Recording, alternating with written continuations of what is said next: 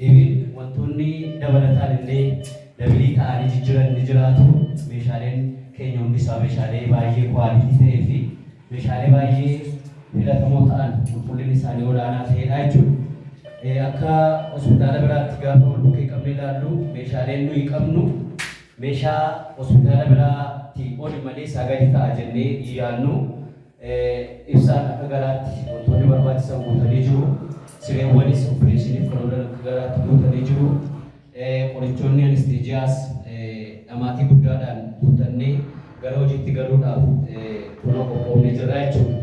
Kanaaf wanti yaadannoo hanqatu yoo jiraate ogeessonni keenya humni isaanii xiqqoo waan ta'eef isaan dabalachuudhaan ala meeshaaleen jiran hundumtuu baay'ee filatamoo fi qulqullina kan qaban ta'uudha jechuudha.